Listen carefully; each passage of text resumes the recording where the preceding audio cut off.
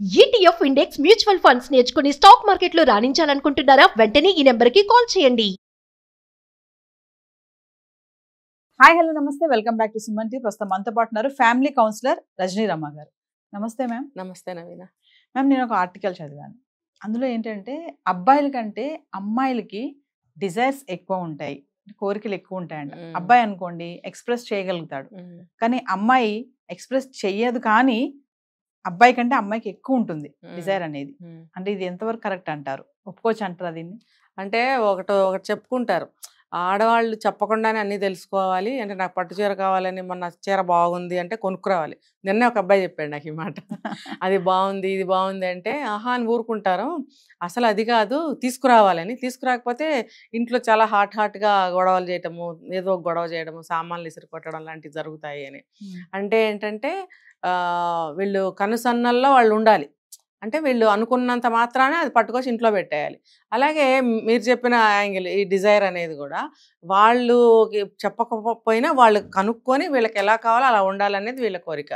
అంటే మీరు గొడవ చేసినప్పుడు అంత గట్టిగా గొడవ చేసేస్తారు, సిగ్గు లేకుండా గొడవ చేస్తారు, కొట్టుకుంటున్నారు, తిట్టుకుంటున్నారు, కోర్టులకు ఎక్కుతున్నారు, ఇంతంత బట్టలు వేసుకుని రోడ్ల మీద తిరుగుతున్నారు.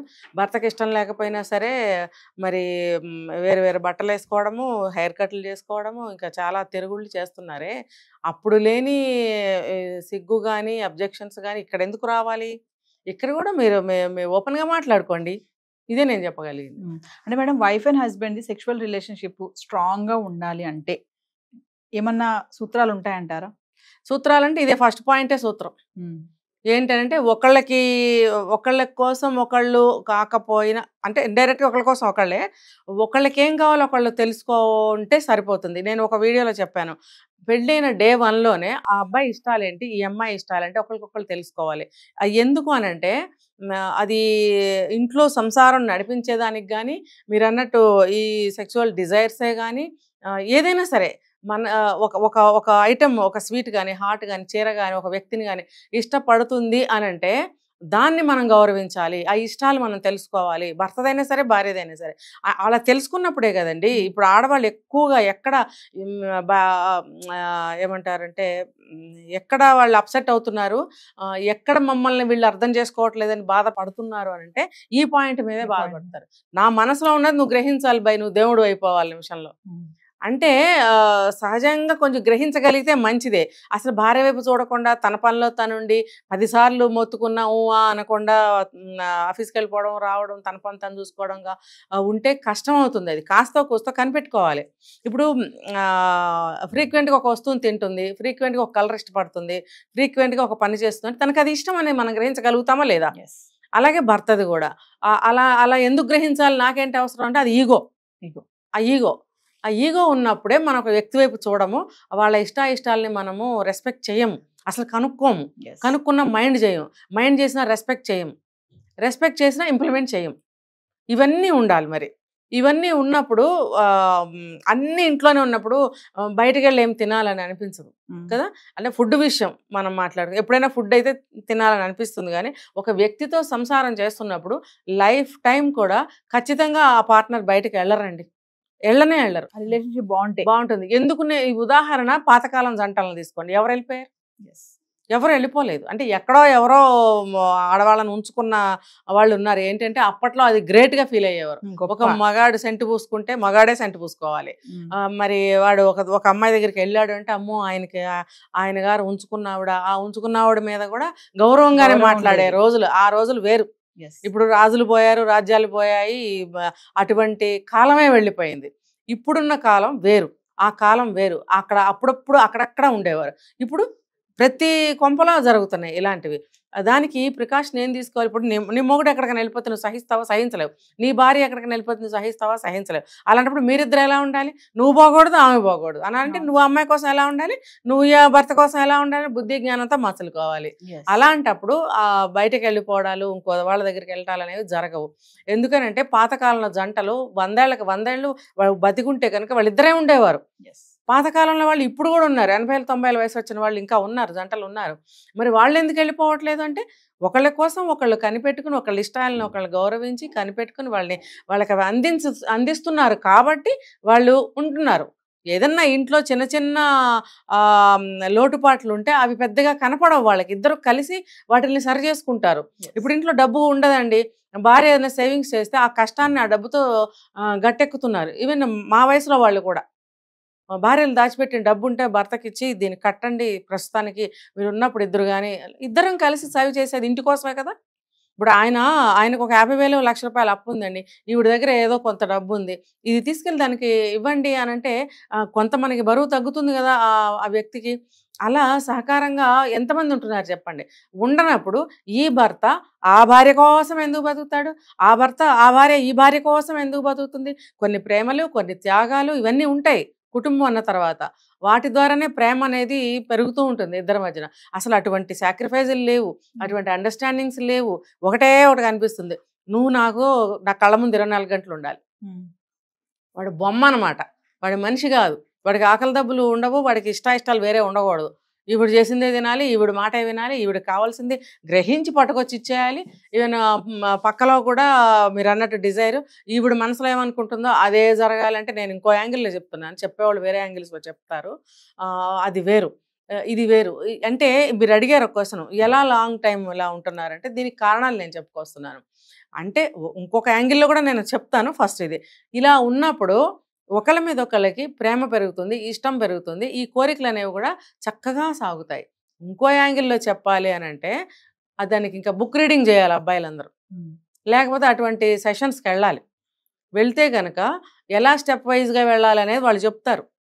ఆ స్టెప్ వైజ్గా మీరు డ్రామా చేసుకుంటూ వెళ్ళండి, మీ లైఫ్లో అయిపోతుంది. అమ్మాయిలు అనుకుంటారంట మేడం, అబ్బాయిల కోసం కాంప్రమైజ్ అవ్వకూడదు అనేసి. అంటే అక్కడ ఇప్పుడు లైక్ సెక్షువల్ లైఫ్ లోనే ఇప్పుడు మీరు ఇందాక అన్నారు కదా, తెలుసుకోవాలన్నీ మాది కూడా మీరు తెలుసుకొని ఫీల్ అవ్వాలని చెప్పేసి. చాలా మంది ఏంటంటే ఇప్పుడు నిద్రపోయేటప్పుడు హస్బెండ్ అటు తిరిగి పడుకుని అనుకోండి, వైఫ్ అనుకుంటుంది బయట తిరిగి పడుకుంటే బాగుంటుంది అనకపోతే నువ్వు అనొచ్చు కదా, తనకు ఉంటుంది కదా ఫీలింగ్, తను తిరిగితేనే అంటే నాది కూడా నువ్వు తెలుసుకోవాలి. మీరు అన్నారు లోపల ఉన్నది కూడా తెలుసుకొని తను ఎక్స్ప్రెస్ చేయాలి లవ్ అనేది. ఖచ్చితంగా అలా ఉంటుందంటారా? అంటే పూర్వీకులు చెప్పేవారు, నువ్వు బెట్టు చెయ్యి మొగుడు దగ్గర అంటే మాకు తెలియదులే, విన్నాం ఎప్పుడో బెట్టు చేస్తే. పాత సినిమాల్లో చూడండి, పలకరించగానే మాట్లాడకే ముద్ద, నీకేమీ తెలీదు, ఎలా బ్రతుకుతావో ఏంటో అని అమ్మమ్మలో నాయనమ్మలతో డైలాగులు చెప్పించేవారు. ఆ సూర్యకాంతము ఇంకా పాత యాక్టర్లు ఉండేవారు కదా, వాళ్ళతో ఈ డైలాగులు ఒకటే ఎరా సినిమాల్లో చూసాం. అంటే ఆవిడే చెప్పక్కర్లేదు, సినిమాలో యాక్టర్ చెప్పక్కర్లేదు, బయట జీవితంలో అలా ముసలమ్మలు అమ్మమ్మలు నాయనమ్మలు చెప్తూ ఉండేవారు. అదేంటి మాట్లాడగానే మాట్లాడేకు, అడగగానే లొంగిపోకు, బెట్టు చెయ్యి అని అంటే అది అలా వంశపారంపర్యంగా మంచి ఏళ్ళలో ఇలాంటి మెల్లగా ప్రతి తరానికి పాకుతాయి. పాకినప్పుడు అమ్మాయిలందరూ పాటిస్తున్నారేమో మరి. మీరు చెప్తున్న దాన్ని బట్టి నాకు వస్తుంది ఈ ఐడియా. ఎందుకు కాంప్రమైజ్ అవ్వకూడదు అని అనుకోవాలి? ఇప్పుడు అన్ని రోజులు మారిపోయాయి, అన్నీ కూడా ఓపెన్ అయిపోతున్న రోజుల్లో ఈ విషయంలో ఎందుకు ఇలా ఉంటున్నారు అని అంటే పాతకాలం భావనేగా ఇది. పాతకాలంలో ఉండేదంటండి ఇది, మనకెవరికి తెలీదు. అది అప్పటికే పోవాలి. కానీ ఆ తరంలో ముసలి వాళ్ళు ఎవరన్నా ఉంటే అలాంటి ఫ్యామిలీస్లో కొంతమందికి అవి వంశ పారంపర్యంగా సంక్రమిస్తూ ఉంటాయేమో ఆ లక్షణాలు. మామూలుగా చెప్పాలంటే కాంప్రమైజ్ అవ్వకూడదు అని నాకైతే ఎక్కడ అనిపించట్లేదు. ఓపెన్గా అందరూ వెళ్ళిపోతున్నారు కదా అమ్మాయిలు, ఎక్కడ కాంప్రమైజ్ అవుతున్నారు? అంటే ఎవరైనా శాస్త్రీయంగా సాంప్రదాయంగా ఉన్న కుటుంబాల్లో ఎవరైనా అట్లా అనుకుంటున్నారేమో. ఫైనల్ గా madam, men should respect the partner అంటే ఏం చెప్తారు? ఖచ్చితంగా పార్ట్నర్ ని గౌరవించాలి. ఖచ్చితంగా ఒక ఇప్పుడే చెప్పే పాయింట్, ఒక సాంప్రదాయమైనటువంటి అమ్మాయి కానీ మంచి లక్షణాలు ఉన్నటువంటి అమ్మాయి ఇంటి కోసమే తను డెడికేట్ చేస్తూ చక్కగా ఫ్యామిలీ చూసుకుంటూ ఉన్న ఒక భార్యని, ఇంటి ఇల్లాలని గౌరవించాల్సిందేనండి.